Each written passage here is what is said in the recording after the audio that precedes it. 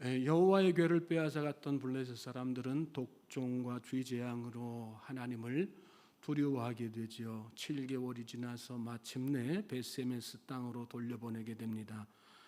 하나님께서 그 땅 가운데서 승리하신 것입니다. 하나님은 살아 역사하시는 분이십니다. 상황이 아무리 불리해도 하나님 편에 서면 승리자가 되지만 아무리 우호적이어도 반대편에 서면 패배자가 되는 것입니다. 블레셋 방백들은 수레를 만들어 법궤를 안치한 후에 어미소의 등에 지우고 그 수가 어떻게 하나 벳세메스의 경계선까지 따라가 지켜보았습니다. 오늘 말씀의 끝에는 그리고 나서 그 이후의 과정도 다 이렇게 지켜본 후에 돌아가는 걸로 이렇게 나오죠. 어미소는 두고 온 새끼가 마음에 걸려서 울면서 갔습니다. 그러나 끝까지 좌로나 우로나 치우침이 없이 정방향 이스라엘 땅 벳세메스를 향했습니다. 여러분, 이것이 올바른 믿음의 삶입니다.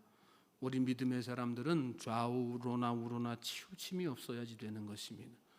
세상에 미련 두지 말아야지 됩니다. 집착하지 말아야지 됩니다. 벗어나지 말고 오직 표대만 바라보고 나아가는 것, 그것이 참된 신앙생활입니다. 수레를 지고 눈물 흘리며 벳세메스를 향해 가는 소를 보면 예수님이 생각납니다. 요한계시록 4장에 보면 예수님을 상징하는 네 생물이 등장하는데 사자, 소, 사람, 독수리죠. 왕으로 오신 예수님의 위엄을 사자에 비유했고 그 근본은 하나님의 본체이시지만 십자가에서 죽으시기 위해 인간의 몸을 입고 오신 참 사람이신 것, 그것을 상징하기 위해서 소에 이렇게 비유를 했습니다. 또 독수리는 하늘로부터 세상을 바라보는 인간과는 차원이 다른 눈을 가진 참 하나님의 아들이시라는 그런 의미가 있습니다. 특별히 소는 어떤 특성이 있을까요? 오늘 본문에서 묵묵히 순종하는 모습을 보이는데 그 모습이 참 인간이신 예수님을 상징하기 위해서 사람으로 또 마지막으로 소로 이렇게 비유를 했는데 소는 주인을 위해서 평생 순종하면서 일하다가 마지막에는 세상에 아무것도 남기지 않고 다 주고 떠나지 않습니까? 그 모습이 바로 예수님의 모습이라는 그런 의미가 담겨 있는 것입니다. 예수님을 소개하는 복음서, 사복음서도 이렇게 보면요, 똑같은 내용을 담고 있는 것 같지만 각각의 강조점이 다 다릅니다. 마태는 예수님의 왕되심을, 사자와 같은 그 왕되심을 강조했고요. 또 마가는 소처럼 순종의 길을 가신 예수님, 누가는 병든 자, 가난한 자, 귀신 들린 자, 고아 나그네, 즉 당시에 소외되고 또 사람 취급받지 못했던 그런 사람들을 일일이 찾아다니면서 공감하시고 치료해 주셨던 그 참 인간으로서의 모습을 강조합니다. 그리고 요한복음은 하나님의 아들로서 가르쳐 주신 수준 높은 하늘의 비밀, 예수님의 말씀을 중점적으로 이렇게 다루게 되죠. 그래서 요한복음은 독수리 복음이라고 해서 공관복음과는 또 다른 차원의 복음의 진리를 담고 있는 것입니다. 그런데 이 사복음서에서 가장 원조적인 복음서는 마가복음입니다. 우리가 예수님의 모습 중에서 가장 먼저 닮아야 하는 부분이 바로 소와 같은 순종에 있다는 것으로 해석할 수 있는 부분이죠. 그렇습니다. 우리 신앙인들은 왕 되신 예수님처럼 세상에서 우리의 신분이 어떠하든 영적인 권위의 모습으로 살아야지 되는 거죠. 또 참인간이신 예수님처럼 병든 사람, 고통받는 사람, 세상에 저 어두운 사람, 소외된 곳에서 사는 그런 사람들을 찾아다니면서 정성 다해서 섬기는 일도 해야지 됩니다. 또 독수리 같은 눈으로 차원이 다른 영적 지식을 갖는 일에도 열심을 다해야지 되는 거예요. 그러나 가장 근본은 어디에서 출발해야지 되는 것입니까? 순종해서 좌로나 우로나 치우치지 않는, 눈물 나고 아플 수 있지만 그 길이 주님이 정해 주신 길이기 때문에 정방향으로 가는, 그게 바로 순종 아니겠습니까? 여러분, 순종에는, 신앙에는 내 생각이 필요 없습니다. 그럴 거면 나를 믿지 왜 하나님을 믿겠어요? 예수님은 말세의 믿음을 보겠느냐 이런 말씀을 하셨잖아요. 하나님을 믿는다는 것은 하나님의 뜻에 전적으로 순종한다는 뜻입니다.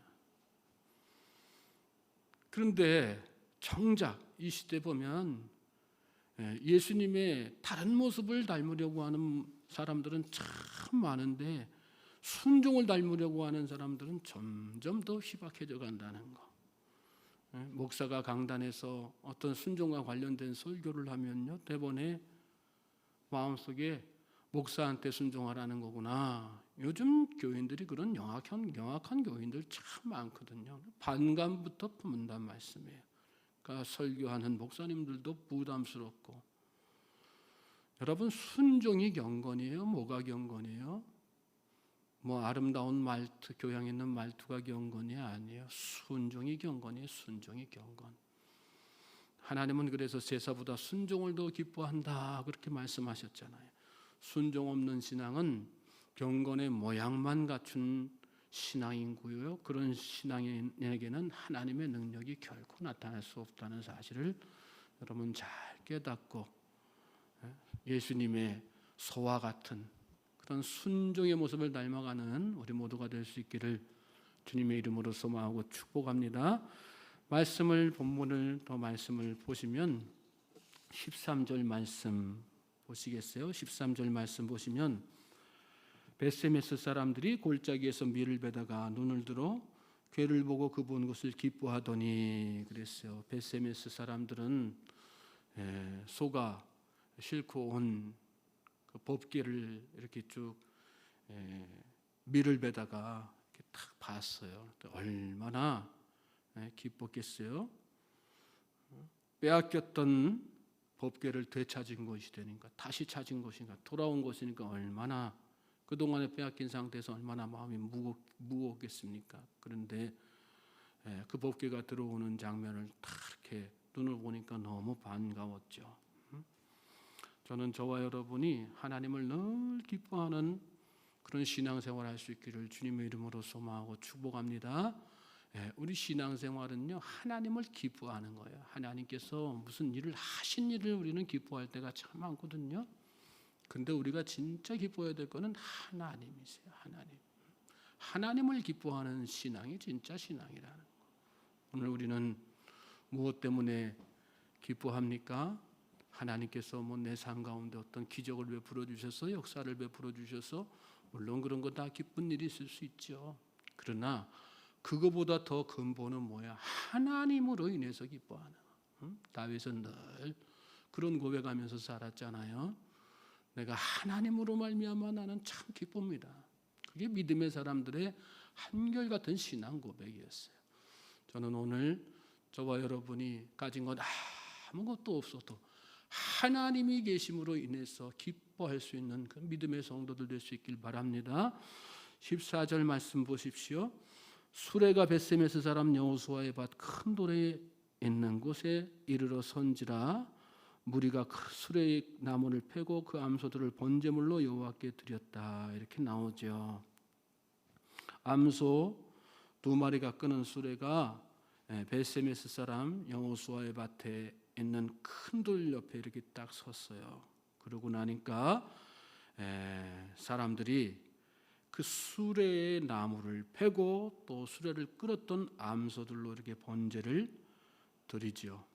주도한 사람들이 다 제사장 드릴 거란 말이죠. 그런데 이 말씀에서 우리가 한 가지 문제점을 발견할 수 있어요. 뭘 발견할 수 있을까요? 원래 번제는 뭘로 드려야 되는 거예요? 흠없는 숫소로 드려야 되는 거거든요. 그런데 여기 제사장들이 앞장서서 드리는 기쁨에 겨워서 하나님 앞에 제사 번제를 드리는데 뭘 갖다가요? 암소를 잡아다가 이렇게 드린단 말이죠. 우리는 기뻐하는 신앙생활, 기쁨 있는 신앙생활을 해야 되지만 그 기쁨이 앞서서 그 기쁨에 너무 흥에 너무 겨워서 정말 하나님 앞에 바로 지켜야 할 참된 신앙의 모습을 잃어버리는 일이 없기를 주님의 이름으로 소망하고 축복합니다. 암소를 제사로 드리는 것은 율법에 다 어긋나는 일이었어요. 이 시대상을 반영하는 거 아니겠어요? 제사장들이지만 뭐가 제대로 하나님 앞에 올바른 제사법인지조차도 제대로 인식하지 못하고 이 제사를 지내는 오늘 이 시대에 우리 목회자들은 그렇지 않은가? 영적 지도자들은 그렇지 않은가?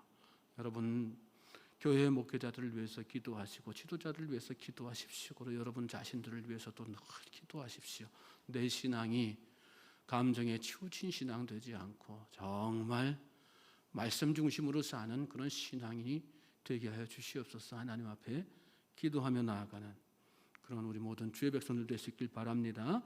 15절 보세요. 레위인은 여호와의 궤와 그 궤와 함께 있는 금봉을 담긴 상자를 내려다가 큰 돌 위에 두매 그날에 벳세메스 사람들이 여호와께 번제와 다른 제사를 드리니라. 블레셋 5방백이 이것을 보고 그날에 에그론으로 돌아갔더라. 아까 계속해서 제사를 드리는 과정을 이렇게 쭉 설명한 말씀이고요. 블레셋 500명 거기까지 확인하고 이렇게 에그론으로 돌아가죠.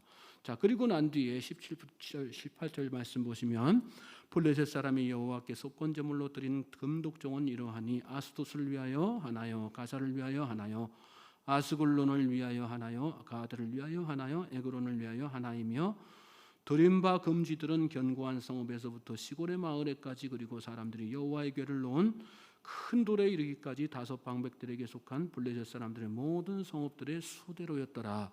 그 돌은 벳세메스 사람 여호수아의 밭에 오늘까지 있더라. 블레셋 사람들은 속건제물 물론 제대로 알지 못해서 금독종, 금쥐 형상을 가지고 이렇게 드렸지만 철저하게 이렇게 드렸어요. 왜 이 말씀을 여기 다시 한번 확인하시는 걸까요? 상대적으로 이렇게 블레셋 사람들도 하나님 앞에 자기들이 할 수 있는 최선의 방법을 가지고 그리고 정성을 다해서 이렇게 제사를 드렸는데 제사장이 주도한 이 이스라엘 백성들의 제사는 여기저기 듬성듬성 제대로 드리지 않는 모습이 대비적으로 이렇게 나오기 때문에 그런 것 아니겠어요?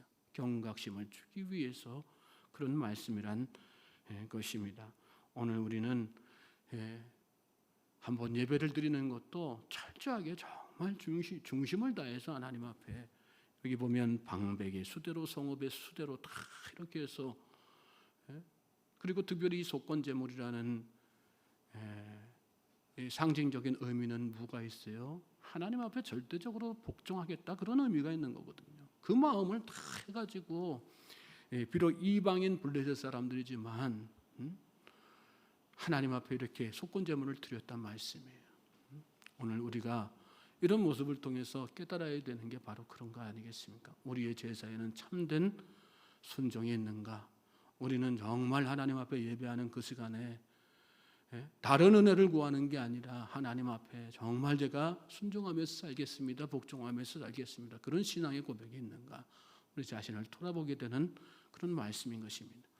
저와 여러분이 그런 고백으로 하나님 앞에 살아있는 제사, 하나님이 기뻐하시는 제사 올려드릴 수 있기를 주님의 이름으로 소망하고 축복합니다. 19절부터 21절 말씀 보세요. 벳세메스 사람들이 여호와의 궤를 들여다본 까닭에 그들을 치사 5만 70명을 죽이신지라. 여호와께서 백성을 쳐서 크게 살육하셨으므로 백성이 슬피 울었더라. 벳세메스 사람들이 이르되 이 거룩하신 하나님 여호와 앞에 누가 능히 서리요. 그를 우리에게서 누구에게로 올라가시게 할까 하고 전령들을 기럇 여아림 주민에게 보내어 이르되 블레셋 사람들이 여호와의 궤를 도로 가져왔으니 너희는 내려와서 그것을 너희에게로 옮겨가라. 안타까운 사건이 이 과정 가운데에서 하나 발생하게 되죠. 벳세메스 사람들이 19절에 보면 여호와의 궤를 들여다본 까닭에 그랬어요. 예. 그래서 어떻게 됐다는 거예요? 5만 70명을 주신다라. 괄호 안에 이렇게 5만이라고 이렇게 써 있는데, 이 성경의 사본 번역에 따라서 이렇게 좀 오차가 생긴 겁니다. 그러니까 어떤 사본에는 5만이라는 숫자가 기록되어 있어서 여기 성경 말씀에 이렇게 친 거고요. 정확히는 70명 정도가 그 당시 베세메스의 규모를 볼 때 정확하게는 70명 정도가 죽었다. 이 사건으로 말미암아. 근데 여러분 이 말씀, 이 장면을 보면서 문득 그런 생각 들 수 있죠. 이 사람들이 궁금하니까 너무 기쁘니까 여호와의 궤를 들여다볼 수 있지 않나. 그 들여다본 게 무슨 큰 죄일까. 이런 사건이 여호와의 궤와 관련해서 죽은 사건이 사무엘하 6장에도 나오거든요. 여기 사무엘상 6장인데 사무엘하 6장에도 이 법궤와 관련해서 안타까운 죽음을 당한 우사라고 하는 사람에 대한 이야기가 나와요. 그 사람은 술에 이렇게 법궤를 운반하다가 이게 웅덩이가 있으니까 수레바퀴가 막 이렇게 지금처럼 타이어처럼 탄력이 있는 것도 아니고 그러니까 막 충격이 심하지 않습니까? 그래가지고 흔들려가지고 막 이렇게 수레에서 법궤가 떨어질 것 같으니까 옆에 호송하던 사람인데 그것을 엉겁결에 잡았단 말이에요. 그런데 그것 때문에 우사가 죽게 되고 말아요. 하나님의 저주를 받아서. 자, 이런 사건들을 볼 때 참 우리 이해가 안 되죠. 그럴 수도 있는, 그렇게 하지 않았으면은 법궤가 다 땅에 떨어져 가지고 망가졌을지도 모르는 거고. 그러니까 이 우사의 죽음이나 여기 베세메스 사람들의 70명의 죽음이나 야, 이렇게까지 죽었어야 되는 건가? 그런 어떤 생각들이 들 수 있죠. 이해가 안 되는 그런 부분들이 있을 수 있어요. 그런데 여러분, 그 생각은 누구의 생각이에요? 우리의 생각이에요. 인간의 생각이라는 거예요. 다른 말로 하면 인본주의라고 하는 거죠.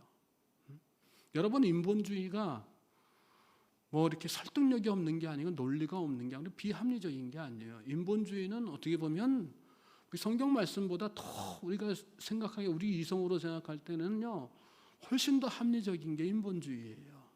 그런데 믿음 생활은 뭘까요? 신앙이란 뭘까요? 그 합리적이고 또 논리적인 그런 인간적인 생각이 아니라 납득이 안 되지만 이해가 안 되지만 하나님의 말씀이기 때문에 순종하는 거, 그게 신앙생활이거든요. 우리는 자꾸 우리의 지식, 우리의 생각, 우리의 머리로 하나님의 하시는 일들을 이해하려고 할 때가 있거든요.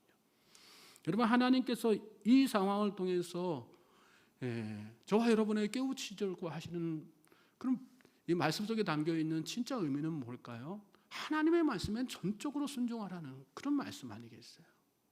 그래야 우리가 우리의 영혼이, 우리의 육이 죽어가고 멸망하는 인생이 아니라 영원한 생명을 누리는 복된 인생이 된다는 거, 그거 강조하는 말씀 아니겠어요? 저는 저와 여러분의 신앙생활을 내 생각, 인본주의가 아니라 하나님의 말씀에 철저하게 순종하는 그런 신앙생활로 나아갈 수 있길 바랍니다. 거기에 생명의 약속이 있는 거예요. 거기에서 능력이 나타나는 거예요. 오늘 여러분 삶 가운데서 하나님께서 베풀어 주시는 놀라운 능력이 나타나길 소원하십니까? 인간적인 생각이 아니라, 내 생각이 아니라 하나님의 말씀, 하나님의 생각에 절대 순종하고 절대 복종해 보시기 바랍니다. 놀라운 능력이 나타나게 될 것입니다. 오늘 이 하루가 그런 은혜로, 그런 믿음으로 하나님 앞에 순종의 믿음으로 나아가는 복된 하루 되기를 다시 한번 주님의 이름으로 소망하고 축복합니다.